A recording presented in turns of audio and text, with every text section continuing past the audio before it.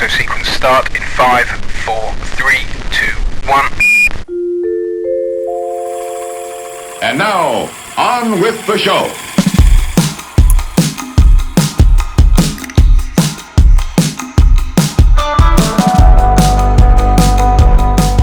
Hey everybody, I'm Congressman Tim Burchett. Happiness for me is when I hit that gate at my farm and I know my wife and daughter are there. That's pretty cool. And I love being home in East Tennessee. Okay, Congressman Tim Burchett, honored to have you here. Thank you so much for taking the time. Thanks for having me, brother. I appreciate it. And you can call me Tim.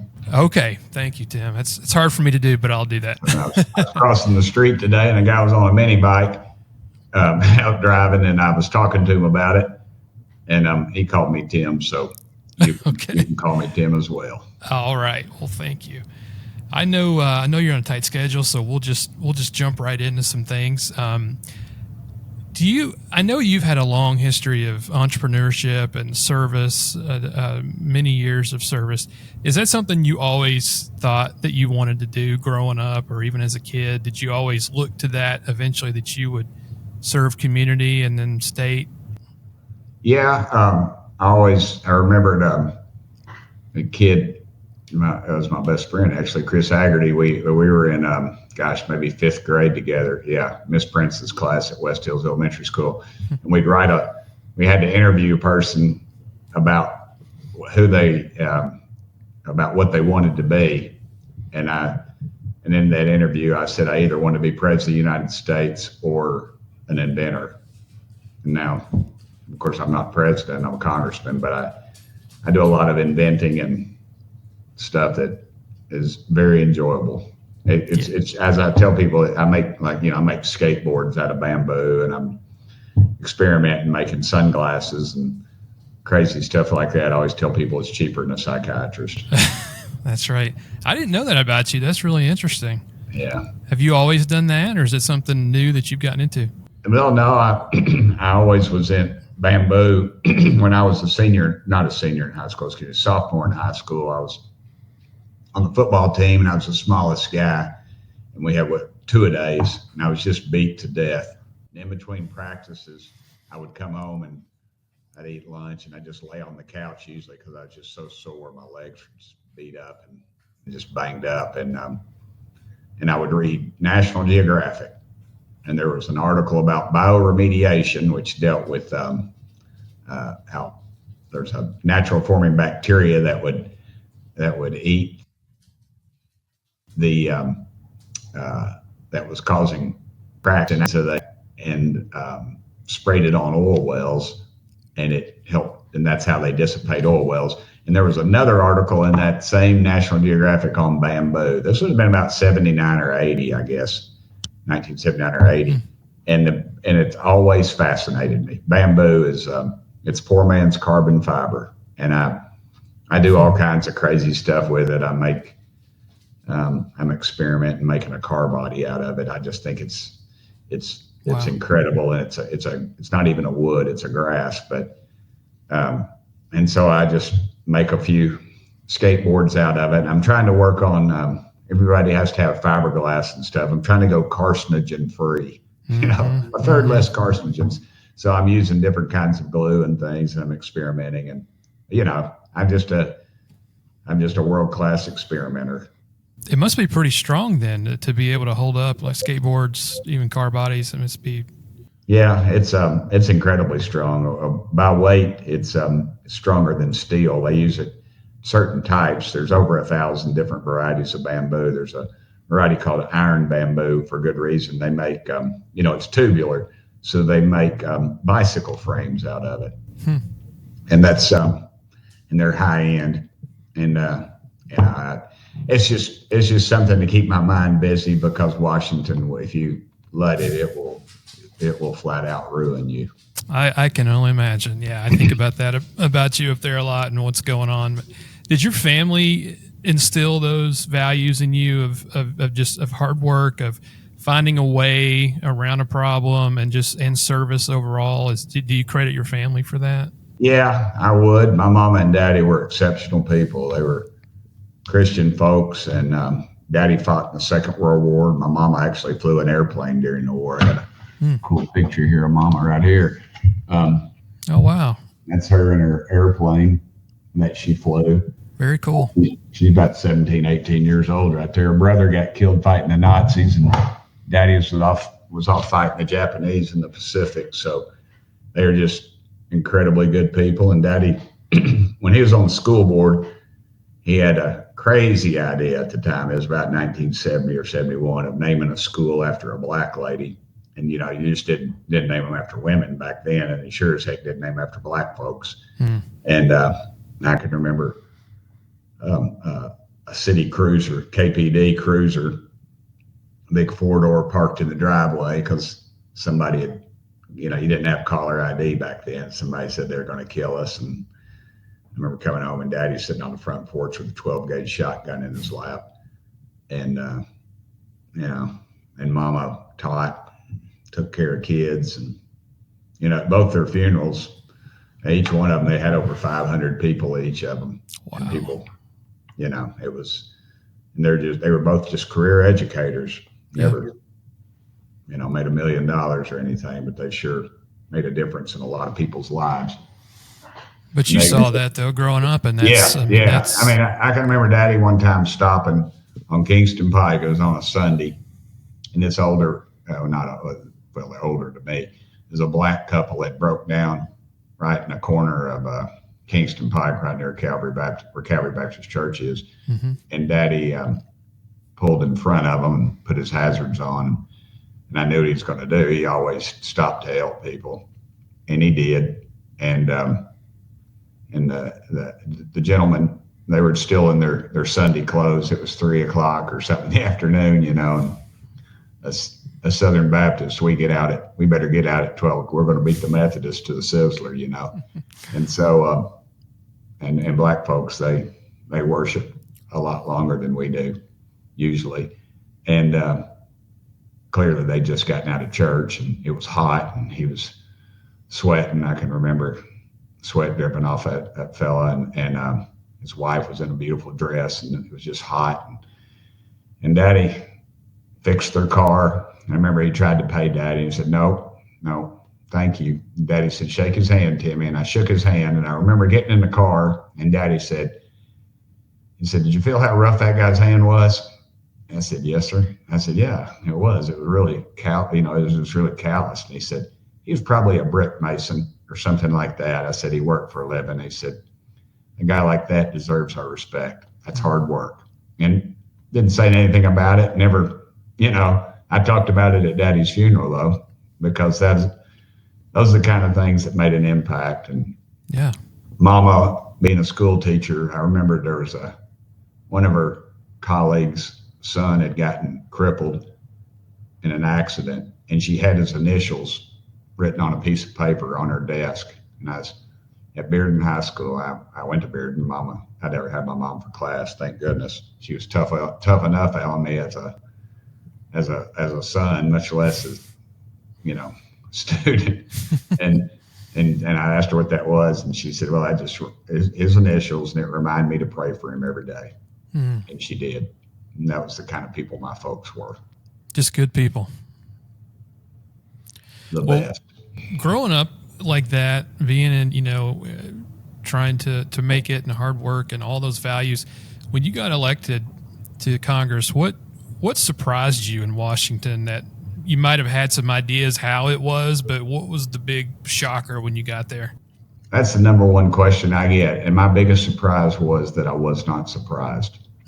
I thought it would be, I thought it would be as it was. And it's a corrupt machine. People call it a swamp. A swamp is an ecosystem. It's created by God. It's a pretty cool system. It works. There's animals in there, and it filters the water, and it creates life and some really cool things. And Washington is really just an open sewer. It is, in a sewer, stuff decomposes through lack of oxygen and light. It's called anaerobic decomposition. That's what gives you that awful sulfur smell. And that's the way Washington is. It is a open sewer, and we've created it. God sure did. And it is, both parties are corrupt. I just feel like the other party is a little more corrupt than we are. You know, to be a chairman of a committee, when you first get to Congress, they issue you a piece of paper, and a lot of it's on official letterhead, and it tells you how much money you need to raise, and that's you've got to raise so much money to move ahead in the party system to become a chairman. We've had people in the past have literally written a check to the party in the next year become chairman of a powerful committee. And the Democrats do it and we do it, and the press knows about it. It's just part of the game, but that is so wrong. Where that's why you see little old men and old women that don't know what's up, don't know, the sun's in the sky or the dirt's under their feet. They just shuffle around, and they've got these staffs, and they mumble, and you see them on television, and you're wondering what in the world, and now we literally have a president like that, and because everybody is in on it, and the staffs are in on it, the lobbyists are in on it, the machine's in on it, because it keeps it running, it keeps the cash flow going to them, and keeps the K Street lobbyists greased. And that's the name of the game. And it's not about doing what's right. And that's why we're $36 trillion in debt right now. Every 100 days, we add $1 trillion to it. And nobody has a plan to stop spending, and nobody has a plan to pay it off, because it just keeps the machine running. And that is, and I wish more America would educate themselves on that. Do you think lobbyists should be banned from the Hill? Do you think they shouldn't be allowed to walk the halls up there? No, because we're all lobbyists. Bob Dylan had a song out. I think he became a Christian for about a week and went on the Christian music scene for a while. And he wrote this song called "You Got to Serve Somebody." And there's a line in there that says, "You may be the devil or it may be the Lord, but you got to serve somebody." And what he was saying was, if you're not serving the Lord, you're serving the devil. Yeah. And if you're not pushing against an issue, then somebody else is pushing for it. It creates that vacuum, and so my buddy Joe Armstrong, I was in the state legislature with from Knoxville. He had a saying: "You're either at the table or you're on the menu." That's great. That's true too. Statement. And if you're not pushing for this for an issue, somebody else is pushing against it, and so everybody is a lobbyist. Well, how frustrating is that? I mean, I know you go up there and you want to maybe reach across the aisle to just find something that's you have in common with, or policy wise, and then just from that political machine that blocks everything. How frustrating is that from somebody that wants to get things done and move forward? Well, that's what it is. It's what it is. I always talk about the carrot and the stick, and my friends across the aisle use that a lot better than we do. They reward them with the carrot, or they beat them over the head with the stick. And they voted unanimous for this. Why can't you all cross the aisle? Nobody ever talks compromise until they're in the minority. Yeah, they don't want to compromise when they're in the majority. They don't need it. Right. And the media eats that up. They're like lapdogs for that stuff, and it's so bogus. It's just the way it is, but it's not right. No, definitely not. And that's one thing I deeply admire about you, is your ability to do straight talk, and no matter what network you're on or who you're talking to. I've seen some anchors get frustrated, upset because you don't fall into talking points or follow a narrative. Is that a Tennessee thing, or is that just basic integrity? That's a Burchett thing, and it is East Tennessee a lot. In Tennessee, you don't, I just get frustrated with them. I get frustrated with Fox as much, and CNN. None of my colleagues will go on. None of my Republican colleagues will go on CNN anymore because they know they're going to get jumped. Generally, they tell you it's a courtesy to kind of tell you what subjects they're gonna ask, and so you can, you got thousands of things going on in DC. It could be on anything. So don't worry about your dog; they're doing fine. My dog, she likes to jump in. I got 3 of them, and they'd be in my lap, and they've been on TV, a bunch of them. And they'll even ask me about Roscoe, Buzz, or Charlie. But she likes to jump in and help for sure. Yeah, he does. That's all right. But the machine is against you, and you have to realize that when you get there. And and then the ones that conform, you see them moving up the ladder and they're raising millions of dollars and they're going on the nice trips and doing all that kind of stuff. And then I get brutalized in the media sometimes, but it's part of it. Yeah. And you can either tuck your tail and be a coward, or you can stand up to them. And granted, I'm not the best one to do it. I wish some of my other colleagues, because it's easy to go on the conservative sides. And I've been jumped on Fox before when I made a tough stand, but I held my own. Yeah. And you're right. The talking points get pretty lame, I think. I try not to. And here as of late, I tell my folks, I've told them I'm just going to wing it. I don't need any notes. Don't tell me what they're going to ask me. I'm just going to shoot them straight. And those tend to be some of my best interviews.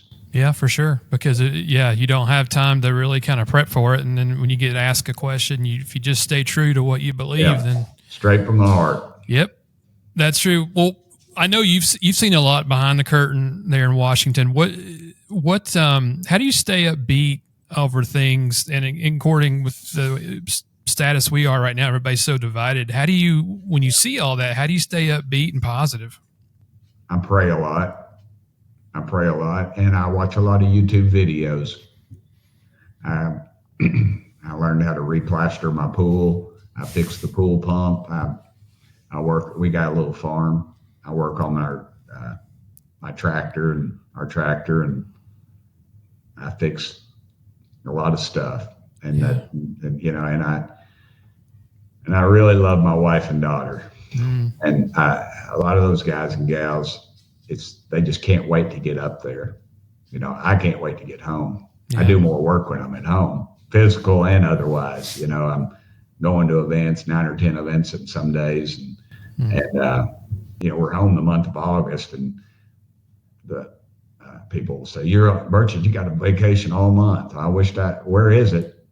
I took off 5 days to go to the beach with my wife and daughter. And that was that's what we, once a year we save up to do that.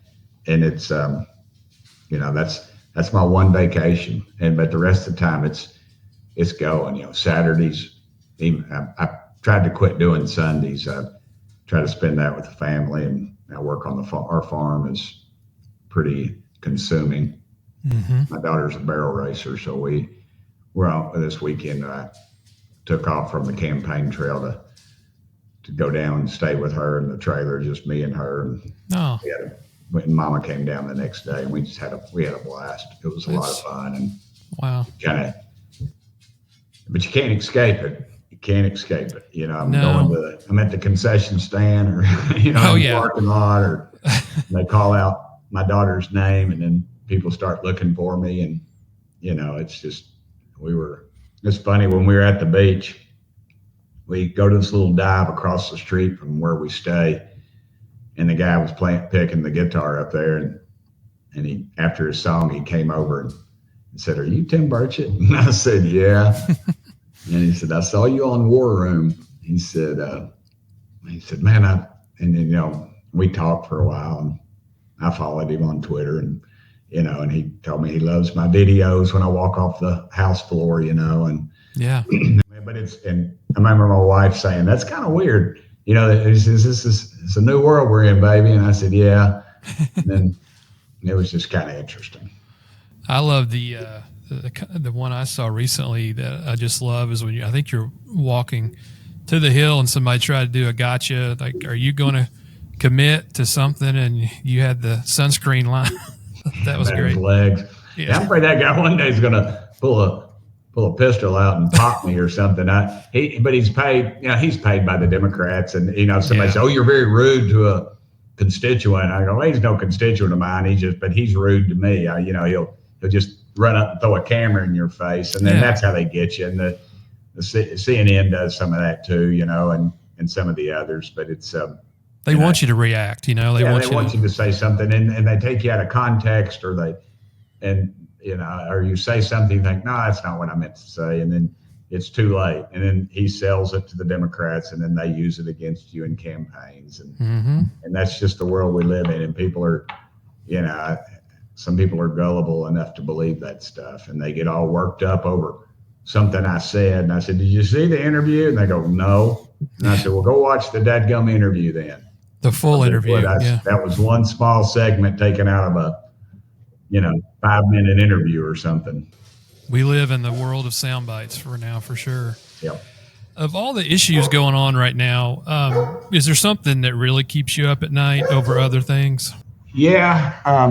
It's just we're in bed with some of our enemies. Right now we're paying the Taliban. Americans are. They have a deal where they pay a pension to people who lost their life fighting dying infidels. You and I are probably infidels, and our taxpayers, millions of dollars a week at one time were going out to the Taliban, and nobody knew it was going on. I found out about it. A guy named Sean Ryan does a podcast. He's a former Navy SEAL and CIA operator. He's totally legit. He is the real deal. And he's a real quiet guy, but he has a really cool podcast. And he had me on it. We became friends, and he told me about it. And a fellow that was on my podcast, he introduced me to. We couldn't show his face, Middle Eastern fellow. And so we found out about it. And then, and I can't get it through the Senate, and another, because somebody's paid off, lobbyists, probably legal, but still it's a payoff. Another one was the, are you familiar, these ancestry.com things? Yeah. Yeah, it's no big deal. You take a swab, you send it off to them, you find out you're related to some African king or something, I don't know. Right. Anyway, well, the Chinese are buying that up now, buying up that information, developing our genome. So they can literally at some point will be able to say they want to stop American women of childbearing ages from being able to have children. They're literally working to create a virus to do just that. And and when the Democrats were in control, I couldn't get it through Congress, and now the Republicans are in control. I can't even get a hearing on it either. I mean, this is national security 101. If COVID showed us anything, it showed us that the Chinese have a capability of creating these things, and I have my own theories about COVID, but they have, and they're evil, and they want to end us, or they want to control us. And, thousands of illegals have come over our border, and a lot of those are communist Chinese. They're working in our colleges and universities. Some of them are very patriotic Americans, but we found out that some of them aren't. And we're just chasing those dollars, and that's going to get us. And I wake up in the middle of the night thinking about that kind of thing and just how compromised we are. I was on a podcast called The Benny Show, and it literally melted the internet when I said that Congress was compromised. And the way they do it, the way they've done it, the Russians have done it, it's called the honeypot. And we have a member of Congress, known member of Congress, who was on the, not oversight, he was on our number one secure committee. And he was having a relationship with a known Chinese spy. And it was Intelligence Committee. That's the name of the committee, the Intelligence Committee. And they wouldn't even kick him off. The Democrats wouldn't kick him off. I mean, it was documented, who this woman was, what she was doing. Oh, yeah, I remember that. And this is the kind of thing that should keep Americans up at night and wonder why in the world are they supporting these people to do these things. And I think Stalin said we'll sell them the rope they hang themselves with. Yeah. That's what's going accurate. On. That's pretty accurate. And those are the kind of things. But anyway, I was on this thing and I talked about how it works. You go overseas, you go on these trips, you're sitting at the bar, and this attractive man or woman or whatever your interest is at that time comes up, is laughing at your jokes, and you buy them a drink, and next thing you know, you're in the motel room naked with them. And then, then you leave and think, wow, I'm really cool. And you go home, you're getting ready to make a key vote, somebody in a nice suit comes up to you and whispers in your ear, "Hey, were you in a motel room with some girl and wherever, or guy, or combination thereof?" And you're like, "Oh crap!" And you're like, you just freak out right there. You can imagine the fear and confusion you experience right at that moment. And then they say, "Hey man, we don't want this to get out. I said, "I need you. I can probably stop it. I said, if you can help me on this bill, I'd really appreciate it." You go, "Oh yeah. I mean, you're going to do anything, keep from your wife or husband getting half of what you got or more, because you're a dirtbag." And then they own you. And I talked about this, and I had all these members of Congress come, "Burchett, man, you can't be saying that stuff." And I was like, well, it's documented. The Russians have done it. They call it the honeypot. And we have this member on the Intelligence Committee, Democrat. Well, the very next week, they busted a prostitution ring in Washington, D.C. Wow. Their client list was announced that it was elected officials and prominent contractors, which is even, somebody contacts at the Pentagon and, whatever, missile defense. So we're letting our enemies know what the Pentagon has, and elected officials. And then the following week, that story just disappeared.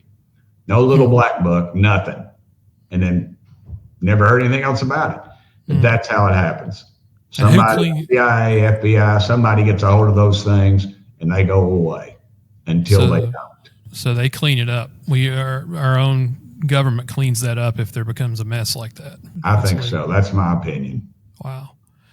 Another thing that bothers me is all this farmland that's being bought up by the Chinese. 100%. Yeah. Here in East Tennessee, we're seeing it. Problem is, you have a corporation does it, and the corporation, how do you pierce the veil of the corporation to know 51% is owned by the Chinese? But we've got to get to the bottom of that. They control oil wells. They control farmland. They control property near military installations. No question. Again, we're compromised. Try doing that over there. Try an American company go. Try crossing the border of Mexico. Go into Mexico. You'll end up in jail for 6 months minimum in some hellhole Mexican prison. That's something I cannot understand why we all can't get behind something like that. National security. Absolutely. Wow. When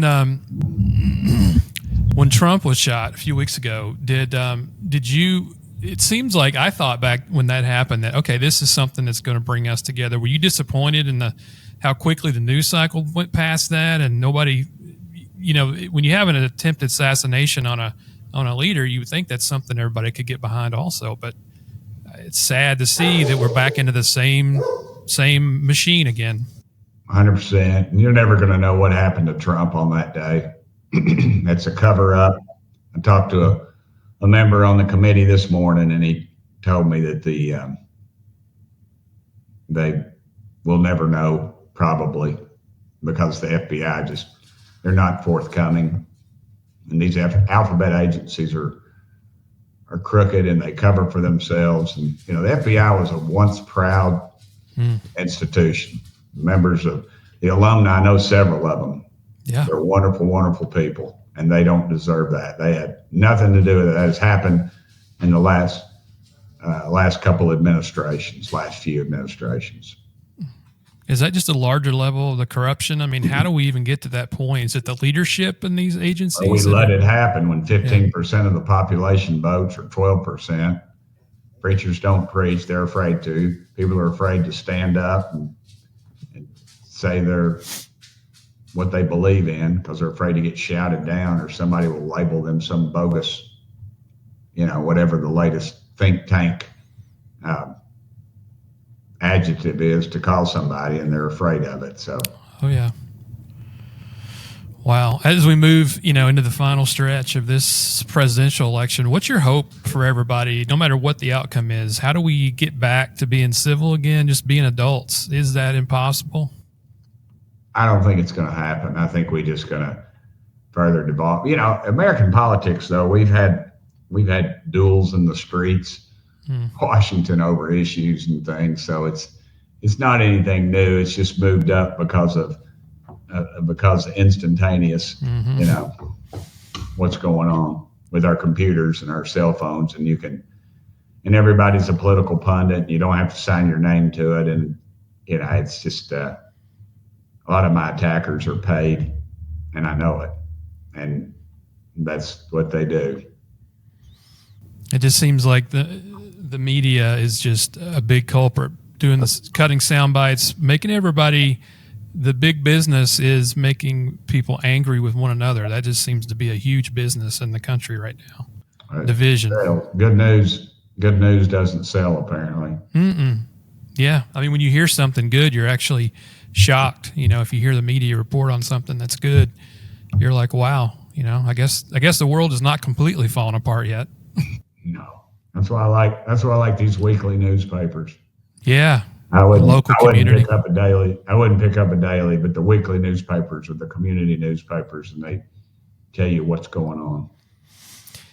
Hey, before we wrap it up and I'll let you go, because I know you're busy, I got to ask you about the whole UFO thing and the hearings, and I know you may not be able to talk a lot about it, but the one thing I wondered is, have you seen proof that kind of makes you confident that we are not alone in the universe, or what do you think about all that? 100%. I've seen things. I've talked to pilots. I've talked to former admirals, intelligence people, whistleblowers. And a pilot tells you that this thing's 14 feet away from his canopy, and he holds up his hand. And he said, "Tim, I saw it." I said, "I don't know what it was." And then when you have these objects, you go on YouTube and look up Tic Tac videos. Tic Tac, not TikTok. That's the Chinese influenced media. Tic Tac, like the candy. And those are some pilots and folks that I've talked to that filmed that.